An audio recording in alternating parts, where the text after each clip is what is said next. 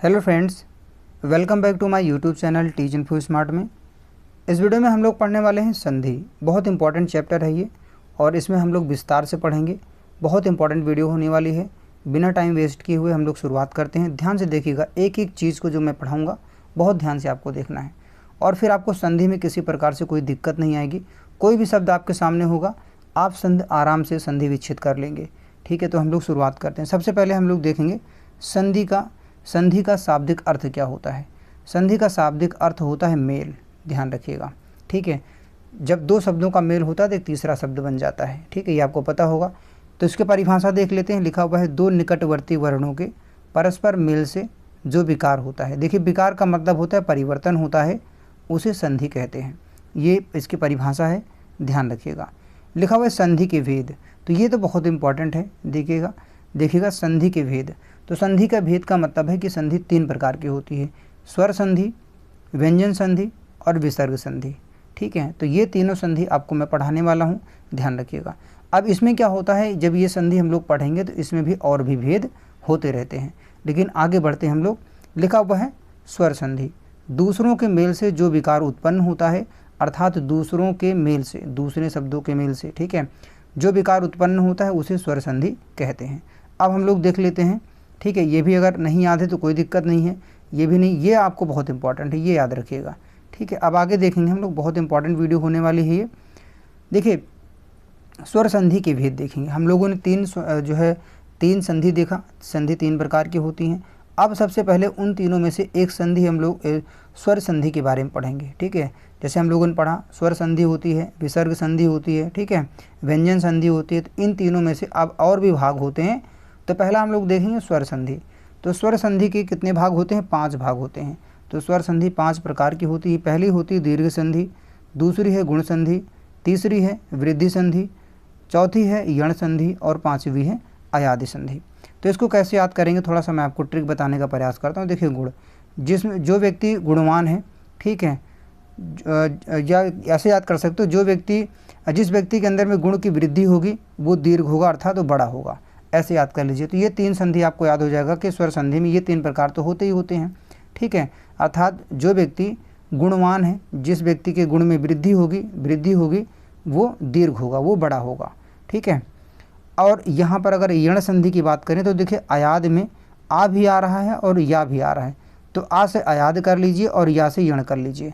तो इस शब्द से इन दोनों संधियों को याद कर लीजिए, इनका नाम, और इनसे तीनों का ऐसे, जैसे मैंने बताया। ठीक है, अब आगे देखेंगे दीर्घ संधि के बारे में। हम लोगों ने 5 संधि यहाँ पर पढ़ा। ठीक है, थोड़ा सा ये देख लेंगे। हम लोगों ने 5 संधि के बारे में पढ़ा। ठीक है, दीर्घ संधि, गुण संधि, वृद्धि संधि, यण संधि, अयादि संधि।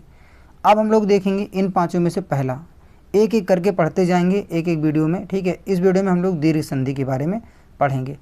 और ध्यान रखिएगा, ये वीडियो पूरी होते होते आपको इतना क्लियर हो जाएगा कि दीर्घ संधि क्या होती है और इसमें किसी प्रकार से भविष्य में आपको दिक्कत नहीं आने वाली है। जो भी दीर्घ संधि से संबंधित क्वेश्चन आएगा आपके सामने, आप उसे स्वयं बनाना सीख लेंगे।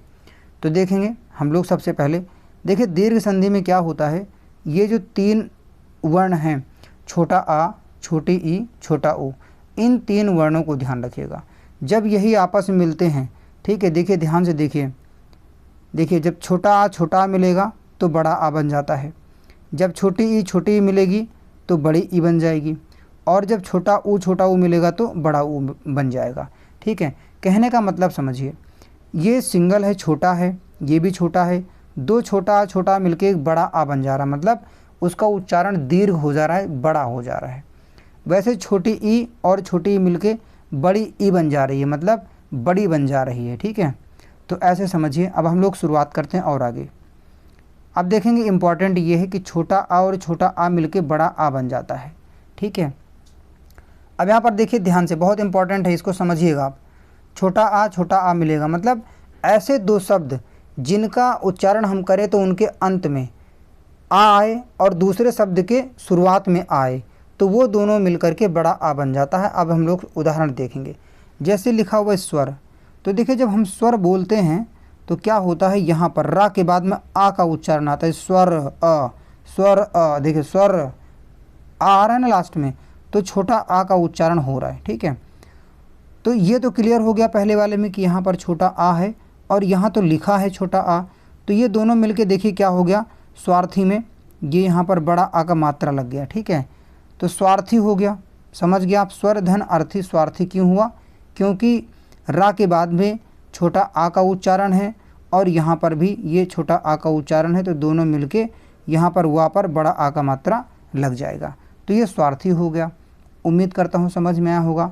इसमें रा के बाद में छोटा आ है और यहाँ पर भी छोटा आ है, यहाँ पर भी, तो ये दोनों मिल करके यहाँ देखिए बड़ा आ का मात्रा लग जाएगा। और ये संधि कौन सी है, ये दीर्घ संधि है। आगे देख लीजिएगा, आगे देखिए ऐसे दैत्य धन अरि में भी यही है, दैत्य दैत्य। देखिए या बोल रहे हैं तो या के बाद में आ का भी उच्चारण आ रहा है ना, मतलब आ की ध्वनि निकल रही है, तो आ यहाँ पर भी देखिए छोटा आ हो जाएगा और प्लस यहाँ पर छोटा आ है, तो ये भी दोनों मिलके बड़ा आ बन जाएगा। तो देखिए या पर क्या हो रहा है, दैत्यारि, दैत्यारि हो जा रहा है। ठीक है, क्या हो जा रहा है, दैत्यारि, तो आ पर बड़ा आ का मात्रा लग जा रहा है। ये समझ में आ गया होगा कि दो छोटा आ बन के मतलब मिल के, देखिए लास्ट में यहाँ पर इसका उच्चारण, इसके बाद में आ का उच्चारण आए और यहाँ पर शुरुआत में भी छोटा आ का उच्चारण हो, तो ये दोनों मिल के तीसरा क्या होगा, जो इस वाले में जो ये लास्ट वाला है इसमें बड़ा आ की मात्रा लग जाती है। आगे देखिएगा आप, और ये सब दीर्घ संधि हम लोग पढ़ रहे हैं। लिखा हुआ है देह, देह धन अंत, तो देखिए देह हा बोल रहे हैं तो आ का ध्वनि निकल रही लास्ट में, देह अ देह, देखिए आ निकल रहा है ना, तो यहाँ पर भी आ है और यहाँ तो आ लिखा ही है, तो ये दोनों आ बन के हा पर इधर जब आगे पूरा होगा तो हा पर बड़ा आ का मात्रा लग जाएगा। देखिए यहाँ पर बड़ी जो है बड़ा आ का मात्रा लग गया है, तो ये हो जाएगा देहांत। ठीक है, ऐसे आगे देखिएगा लिखा हुआ है देव। अब देखिए देव वा के बाद में अगर हम जब वा बोलते हैं तो वा जैसे ख़त्म होता है तुरंत आ का जो है ध्वनि निकलती है। देखिए देवा देवा देवा आ निकल रहा है ना, और यहाँ पर तो छोटा आ है ही, तो इन दोनों को मिला करके तो ये देखिए वा पर इस वाले पर जो पहले वाला है वा, ठीक है, ये अंत वाले पर ही आ का मात्रा बढ़ती है, तो यहाँ पर देखिए वा पर बड़ा आ का मात्रा लग जाएगी, तो ये हो जाएगा देवार्चन। उम्मीद करता हूँ कि अब आपको दिक्कत नहीं होगी, सब समझ में आ रहा होगा। अब देखिए आगे, ठीक है, इसमें क्या है, छोटा आ और अगर बड़ा आ जाता है तब भी यही बड़ा आ बन जाएगा, ध्यान रखिएगा। मतलब दोनों केस में छोटा आ छोटा मिले या छोटा आ बड़ा आ मिले या बड़ा आ छोटा आ मिले, बड़ा आ बन जाएगा, ये ध्यान रखिएगा। ठीक है, और कौन से, अब ये ध्यान रखना है कि कौन से वर्ण पर मात्रा बड़ा की लगेगी, तो ये वाला जो आखिरी वाला वर्ण होगा सब में इसी पर लगेगी, ध्यान रखिएगा, बड़ा आ का मात्रा इसी पर। ठीक है, अब देखिए लिखा हुआ हिम धन आलय, हिम हिम, हम लोग जब हिम बोल रहे हैं तो हिम माँ के बाद में आ छोटा आ का उच्चारण आ रहा है, तो हिम, तो ये भी आ, देखिए यहाँ माँ के बाद में आ का उच्चारण आता है और यहाँ पर बड़ा आ लिखा हुआ है, तो बड़ा आ। ठीक है, तो ये दोनों मिलके क्या हो जाएगा, जब आगे इनको दोनों को मिला के लिखेंगे तो इस वाले पर, इस वाले वर्ण पर बड़ा आ का मात्रा लग जाएगा जो ये अंत में है। तो यहाँ पर देखिए हिमालय माँ पर बड़ा आ का मात्रा लग गया और दीर्घ संधि है ये। वैसे आगे देखिए देवालय में भी यही है, देव धन आलय। ठीक है, तो देव वा के बाद छोटा आ का उच्चारण है, देव धन आलय, यहाँ पर बड़ा आ है, तो दोनों मिलके क्या हो जाएंगे, तो वा पर बड़ा आ का मात्रा लग जाएगा, देवालय हो जाएगा, क्योंकि यहाँ पर आ है और फिर यहाँ पर बड़ा आ है। ठीक है, इन दोनों को मिलके इस वाले पर जो अंत में आ रहा है, देखिए पहले वाले के अंत में बड़ा की मात्रा लग जाती है। वैसे शुभारंभ में देख लीजिए शुभ धन आरंभ है, तो अगर हम लोग बोलते हैं शुभ, तो भा के बाद में छोटा आ का उच्चारण लास्ट में ध्वनि निकलती है, तो छोटा आ और प्लस बड़ा आ ये दोनों मिलके इस भा पर बड़ा का मात्रा हो जाएगा जब ये दोनों मिल जाएंगे। तो यहाँ पर देखिए भा पर बड़ा का मात्रा लग गया है, तो शुभारंभ हो गया है और ये दीर्घ संधि के अंतर्गत आता है। आगे देखेंगे लिखा हुआ है शिव धन आलय। देखिए शिव धन आलय, तो आप तुरंत समझ गए होंगे कि वा का उच्चारण करने पर तो वा के बाद में छोटा आ की ध्वनि आ रही है। ठीक है, तो शिव आ रहा है, प्लस इधर भी बड़ा आ लिखा हुआ है, तो इधर छोटा आ और इधर बड़ा आ, ये दोनों मिलके क्या बन जाएंगे, तो ये बड़ा आ बन जाएंगे। और बड़ा आ के मात्रा लगना किस पर है, जो पहले वाला शब्द है उसके अंत में जो शब्द आ रहा है उस पर बड़ा आ की मात्रा लग जाएगा। तो यहाँ पर देखिए वा पर बड़ा आ की मात्रा लग गई है, तो शिवालय हो गया है और ये दीर्घ संधि हो गया है। मतलब कहने का है ये जो पहला वाला शब्द है इसके जो लास्ट में ये वाला वर्ण आ रहा है इसी में मात्रा लगेगी जब ये दोनों मिल जाएंगे आपस में। लिखा हुआ है सत्याग्रह, सत्याग्रह में भी वही नियम लग रहा है। तो यहाँ पर देखिए यहाँ पर बड़ा की मात्रा लग गया है, सत्याग्रह हो गया है, दीर्घ संधि है ये। पुस्तक धन आलय में देख लीजिएगा, पुस्तक का बोल रहे हैं तो का के बाद में छोटा आ का उच्चारण आ रहा है, तो छोटा आ, ठीक है। और उसके बाद में यहाँ पर बड़ा आ है तो ये बड़ा आ हो जाएगा, और दोनों मिलके क्या हो जाएगा, इस का पर बड़ा आ की मात्रा लग जाएगा जब ये दोनों मिल जाएंगे। तो यहाँ पर देखिए मिल गए दोनों, ठीक है, दोनों शब्द। तो यहाँ पर का पर बड़ा का मात्रा लग गया है तो पुस्तकालय हो गया है, दीर्घ संधि है ये। आगे देखेंगे, अब देखिए ऐसा भी हो सकता है कि बड़ा आ पहले आ जाए, छोटा आ बाद में आए, तब भी बड़ा आ बनेगा, ठीक है। तो देखिए यहाँ पर बड़ा आ की मात्रा है और इधर छोटा आ है, तो बड़ा आ छोटा आ मिल करके क्या हो जाएगा, तब भी वही हो जाएगा। देखिए यहाँ पर बड़ा आ का मात्रा लग जाए तो विद्यार्थी हो जाएगा, ठीक है। देखिए यहाँ पर विद्यार्थी इसलिए ऐसा लिखा है क्योंकि जो MS वर्ड पर जो टाइप करते हैं उसमें इसी तरीके से लिखता है, ये यही वाला दया लिखा हुआ है, ठीक है, ध्यान रखिएगा इसको। तो ये दीर्घ संधि है। लिखा हुआ है शिक्षा धन अर्थी, यहाँ पर देखिए बड़ा आ लिखा हुआ है, ठीक है, ये छा है तो छा पर ये बड़ा आ की मात्रा लगी है, तो बड़ा आ प्लस आ छोटा आ ये दोनों मिलके क्या हो जाते हैं, ये देखिए बड़ा आ बनेगा, ध्यान रखिएगा, ठीक है। तो बड़ा आ छोटा आ मिलकर के भी बड़ा आ ही बनता है। ये सभी उदाहरण आपके सामने हैं, कहीं पर कोई डाउट है तो कमेंट बॉक्स में कमेंट कीजिएगा, दोबारा से समझा दूंगा। तो शिक्षा धनार्थी शिक्षार्थी हो जाएगा, यहाँ पर बड़ा आ यहाँ पर छोटा आ दोनों मिल जाएंगे तो छा पर बड़ा आ की मात्रा लग जाएगी, दीर्घ संधि है ये। वैसे परीक्षा में यहाँ पर बड़ा आ लिखा हुआ है अर्थात बड़ा आ की मात्रा है और ये छोटा आ है, दोनों जब मिल जाएंगे तो छा पर बड़ा आ की मात्रा आगे आएगी, परीक्षार्थी हो जाएगा और ये दीर्घ संधि है।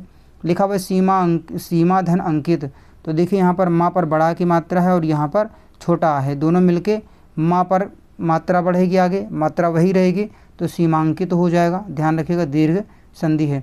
ध्यान रखिएगा ऐसा नहीं करना है कि यहाँ पर बड़ा की मात्रा है तो आगे एक मात्रा एक डंडा और लगा दें, ऐसा नहीं है। ध्यान रखिएगा हमेशा चाहे बड़ा पहले आए या बड़ा दूसरे वाले शब्द में आए, दोनों को जब जोड़ेंगे तो बड़ा आ ही बनेगा, ध्यान रखिएगा।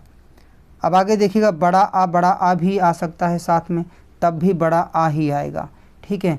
देखिए ध्यान से देखिए, इस वीडियो में क्या किया मैंने, इस तरीके से आपको पढ़ाने का प्रयास किया है कि जो भी डाउट है वो सभी क्लियर हो जाएं, ठीक है। कि मान लीजिए मैं अगर पढ़ा देता कि छोटा आ के बाद अगर बड़ा आ जाएगा तो बड़ा आ बन जाएगा, ठीक है, तो फिर आपको ये डाउट आ सकता था कि बड़ा आ और छोटा आ जाएगा तो क्या बनेगा।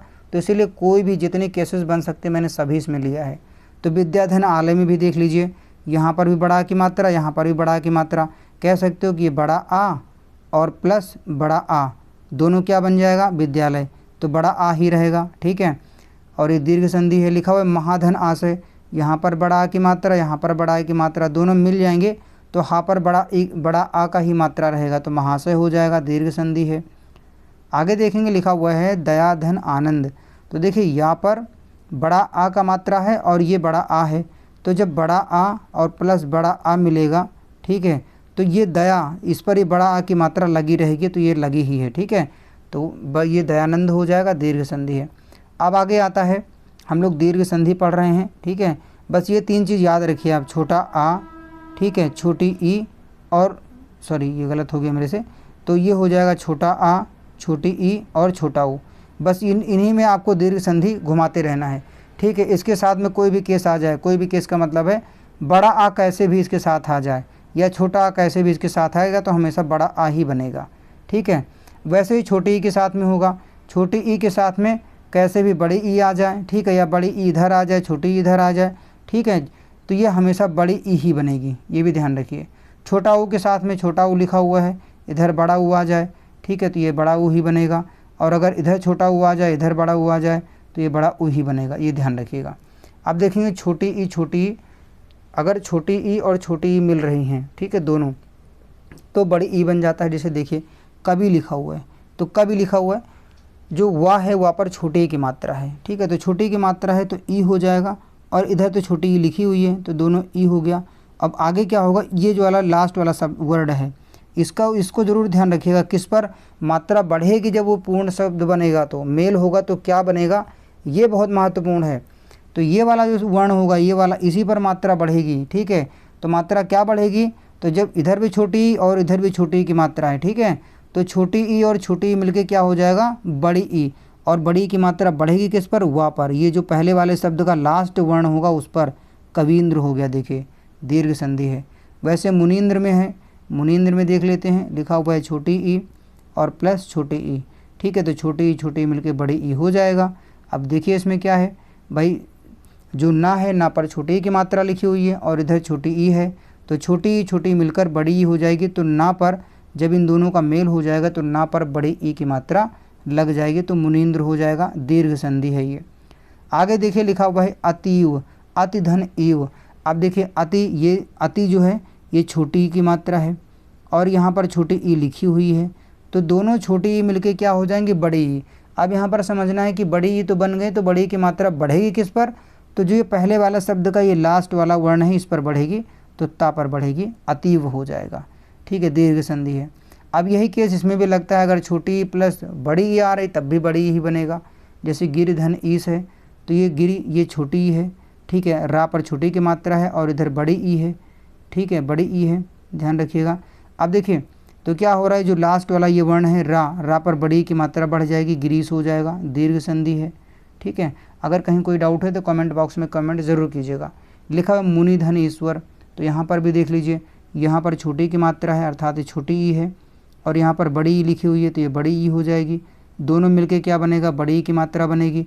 अब बड़ी ई की मात्रा बढ़ेगी किस पर, तो ये जो पहले शब्द का जो लास्ट वाला वर्ण है ना पर ही बढ़ेगी, तो यहाँ पर बड़ी की मात्रा हो जाएगी, मुनीश्वर हो जाएगी, दीर्घ संधि है ये। आगे देखिएगा लिखा हुआ है बड़ी ई प्लस छोटी ई, तब भी बड़ी ही बनेगी। अब देखिए ये हा है, तो हा पर बड़ी की मात्रा है और इधर ई है, तो बड़ी ई और प्लस ई, तो ये दोनों मिलके भी बड़ी ई ही बनाएंगे। और मात्रा बढ़ेगी किस पर, तो ये पहले वाले शब्द के लास्ट वर्ण में, तो हा में बढ़ेगी, देखिए महेंद्र हो जाएगा ये, ठीक है, दीर्घ संधि है। वैसे नारी में देखिए ये बड़ी की मात्रा लगी हुई है और ये छोटी है, तो दोनों मिलके क्या हो जाएंगी, नारेंद्र हो जाएंगी, क्या हो जाएंगे, नारेंद्र, ठीक है। तो ये नारेंद्र हो गया, दीर्घ संधि हो गई, ठीक है। तो मैंने उम्मीद में आप यही कर सकता हूँ, मैंने सब बताया है, कहीं कुछ छोड़ा नहीं है। कहीं कोई डाउट है आपको तो आप कमेंट बॉक्स में कमेंट ज़रूर कीजिएगा। लिखा हुआ नदी धन इंद्र, तो नदी में देखिए, नदी में बड़ी की मात्रा है, तो ये बड़ी ई है, ठीक है, प्लस ई छोटी ई है ये, तो दोनों मिलके क्या बनेंगे, बड़ी ई। अब यहाँ पर क्वेश्चन ये बनता है कि ये बड़ी की मात्रा बढ़ेगी कौन से वर्ण पर, तो ये जो पहले शब्द का ये लास्ट वाला वर्ण है इस पर बढ़ेगा, तो इस पर देखिए बड़ी की मात्रा लग गई, तो नदींद्र हो गया है और ये दीर्घ संधि है। आगे देखेंगे लिखा हुआ है बड़ी ई, अगर दोनों मिल जाएंगे, ठीक है, बड़ी ई धन बड़ी ई, तो ये बड़ी ई बन जाएगा, अर्थात बड़ी ई की मात्रा लगेगी। जैसे देखिए यहाँ पर हा पर बड़ी की मात्रा लगी है और यहाँ बड़ी ई लिखी हुई है, तो अब यहाँ पर देखिए दोनों बड़ी ई की मात्रा, आगे जब ये दोनों शब्द मिल जाएंगे तो अब यहाँ पर क्वेश्चन ये है कि कौन से शब्द पर बड़ी ई की मात्रा लगेगी, तो ये लास्ट वाले पर, तो महीस हो जाएगा ये, ठीक है, महेश नहीं करिएगा, महीस हो जाएगा, दीर्घ संधि है ये। रजनी में देखिए बड़ी की मात्रा यहाँ पर है और बड़ी यहाँ पर भी है, तो रजनी धन ईस लिखा हुआ है, ठीक है, बड़ी मिलके बड़ी ई बन जाएंगी।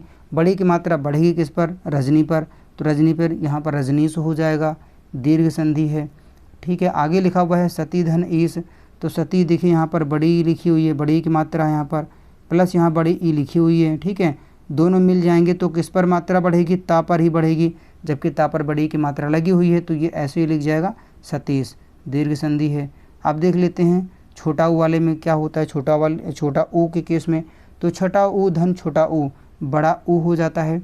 अब देखिए यहाँ पर गुरु लिखा हुआ है, गुरु धन उपदेश लिखा हुआ है, तो ये छोटा ऊ की मात्रा है रा पर और प्लस ऊ लिखा हुआ है, यहाँ पर भी छोटा ऊ है, दोनों मिलके बड़ा ऊ की मात्रा हो जाएगी। देखिए गुरु में रा में देखिए यहाँ पर बड़ा ऊ की मात्रा लग गई है, तो गुरुपदेश हो जाएगा, ये दीर्घ संधि है।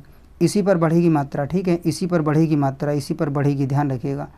आगे देखिए लिखा हुआ है विधु धन उदय, तो देखिए विधु, तो ये छोटा ऊ है और प्लस फिर छोटा ऊ लिखा हुआ है, यहाँ पर भी ये छोटा ऊ की मात्रा लगी इसलिए हुआ। अब यहाँ पर बड़ा ऊ की हो जाएगा। अब देखिए समझने वाली बात यह है कि इस पर मात्रा बढ़ेगी जब ये दोनों का मेल हो जाएगा, तो दोनों शब्दों का, तो देखिए विधुदय हो जाएगा। यहाँ पर देखिए मात्रा बड़ा ऊ की लग गई, यहाँ पर देखिए छोटा ऊ की मात्रा थी, यहाँ बड़ा ऊ की मात्रा हो गई, ठीक है, दीर्घ संधि है। लिखा हुआ है भानु धन उदय, तो भानु छोटा ऊ और प्लस छोटा ऊ बराबर बड़ा ऊ हो जाता है। अब देखिए बड़ा ऊ हो जाता है, यहाँ पर छोटा ऊ की मात्रा, यहाँ पर छोटा ऊ की मात्रा मतलब छोटा ऊ लिखा हुआ है, तो छोटा ऊ मिलके बड़ा ऊ बन जाता है। तो यहाँ पर क्वेश्चन ये है कि कौन से वर्ण पर मात्रा बढ़ेगी, तो ये जो पहले वाले शब्द का लास्ट वाला इस पर बढ़ेगा। तो भानु उदय हो गया, देखिए यहाँ पर ना पर बड़ा ऊ की मात्रा लग गई, भानु उदय हो गया और ये दीर्घ संधि हो गई। आगे भी ऐसे आप देख सकते हैं, लिखा हुआ है छोटा ऊ धन बड़ा ऊ, तो बड़ा ऊ बन जाता है। लघु धन ऊर्मी लिखा हुआ है, लघु धन ऊर्मी देखिए ध्यान से, तो छोटा ऊ की मात्रा यहाँ पर, ये बड़ा ऊ, जब ये दोनों का मेल हो जाएगा तो बड़ा ऊ की मात्रा लग जाएगी और लघुर्मी हो जाएगी। ठीक है, बाकी वही नियम लग रहा है, लघु पर ही बढ़ेगा, दीर्घ संधि है ये। धातु धन ऊष्मा लिखा हुआ है, तो पहले देखिए छोटा ऊ लिखा हुआ है और फिर बड़ा ऊ लिखा हुआ है, और ये दोनों मिलके क्या हो जाएगा, बड़ा ऊ ही हो जाए, मतलब किसी भी केस में होगा वो बड़ा ई बड़ा आ बड़ा ऊ ही बनेगा। ठीक है, तो देखिए यहाँ पर धातु छोटा ऊ की मात्रा, ये बड़ा ऊ, तो अब बढ़ेगा किस पर, जो ये लास्ट वाला ये वर्ण है इसी पर, तो देखिए ता पर बड़ा ऊ की मात्रा बढ़ गई, धातु ऊष्मा हो जाएगा, दीर्घ संधि है ये। आगे देखिए लिखा हुआ है बड़ा ऊ प्लस छोटा ऊ बराबर बड़ा ऊ, ये भी हो सकता है। तो यहाँ पर देखिए बड़ा ऊ की मात्रा, ये छोटा ऊ है, ये दोनों जब मिलेंगे तो माँ पर बड़ा ऊ की मात्रा बढ़ जाएगी, लग जाएगी। ठीक है, तो क्या हो जाएगा, चमोत्तम हो जाएगा, दीर्घ संधि है ये।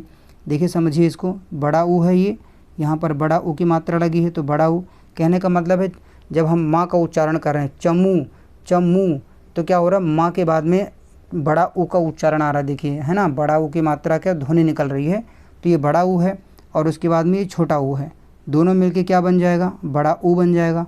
ये समझ सकते हैं आप, जब बड़ा ऊ बन जाएगा तो अब बड़ा ऊ की मात्रा बढ़ेगी किस पर, इसी माँ पर, तो बढ़ने का यहाँ पर कोई जो है संभावना इसलिए नहीं है बिकॉज इसमें पहले से ही बड़ा ऊ की मात्रा लगी है, तो एज इट इज वैसे ही उतार दिया जाएगा, बस ऊ का लोप हो जाएगा, देखिए चमोत्तम हो जाएगा, लोप का मतलब खत्म हो जाएगा ये ऊ।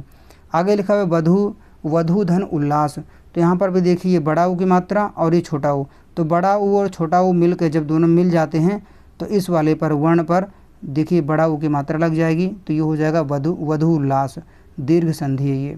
आगे लिखा हुआ है देखिए ध्यान से, बड़ा ऊ प्लस बड़ा ऊ बराबर बड़ा ऊ हो जाएगा, तो देखिए यहाँ पर भी ये बड़ा ऊ की मात्रा है और ये बड़ा ऊ है। ठीक है, तो ये ऐसे ही लिखा जाएगा, तो सरियूर्म हो जाएगा, ये दीर्घ संधि है। ठीक है, अब यहाँ पर देखिए लोप किसका, वो ये बड़ा ऊ का, ये बड़ा ऊ का लोप हो जाएगा, ध्यान रखिएगा, मतलब ये विलुप्त हो जाएगा और ये इसकी मात्रा यू पर जो है सॉरी या पर लग जाएगी। अब देखिए लघुर में लिखा हुआ है, तो बड़ा ऊ प्लस बड़ा ऊ, बड़ा ऊ प्लस बड़ा ऊ। ठीक है, तो बड़ा ऊ ही बनता है, तो देखिए यहाँ पर बड़ा ऊ की मात्रा, ये बड़ा ऊ, दोनों मिल जाएंगे तो ये घा पर इसी पर, तो यहाँ पर तो पहले से है, तो वैसे अगर पहले से लिखा हुआ है तो कोई दिक्कत नहीं, कोई चेंजमेंट नहीं होगा, वैसे उसको लिख देना है, बस ये वाला जो बड़ा ऊ होगा इसका लोप हो जाएगा, तो ये लघुर में हो जाएगी और ये दीर्घ संधि के अंतर्गत आ जाएगी। अब मैं आपसे ये इतना उम्मीद कर सकता हूँ कि दीर्घ संधि में आपको किसी प्रकार से कोई प्रॉब्लम नहीं आनी चाहिए। कोई भी शब्द अगर आपको मिल जाता है तो इस प्रकार से आप संधि का विच्छेद कर सकते हैं और उनका मेल भी कर सकते हैं। तो उम्मीद करता हूँ कि आपको सब समझ में आ गया होगा। कहीं पर कोई डाउट है तो कमेंट बॉक्स में कमेंट ज़रूर कीजिएगा। बस आपको ये ध्यान रखना है, इन तीनों को याद रखना है, तीन वर्ण को, छोटा आ, छोटी ई और छोटा ओ, इन्हीं का खेल है, सब ध्यान रखिएगा दीर्घ संधि में बस। ठीक है, ये दोनों आपस में रिपीट होंगे तो बड़ा, ये 2 बार रिपीट होगी, ध्यान रखिएगा, तो बड़ी, और ये रिपीट होंगे तो बड़ा ओ बस। तो दीजिए मुझे इस वीडियो में इजाज़त, मिलता हूँ मैं आपको नेक्स्ट वीडियो में नेक्स्ट कंटेंट के साथ। तब तक के लिए जो है थैंक्स फॉर वॉचिंग कहूँगा। ठीक है, क्योंकि आपने अगर पूरी वीडियो देखा है तो आपको बहुत हेल्प मिलने वाली है। और यदि आपको वीडियो पसंद आई है तो वीडियो को लाइक शेयर और चैनल को सब्सक्राइब जरूर कीजिएगा। Thanks for watching.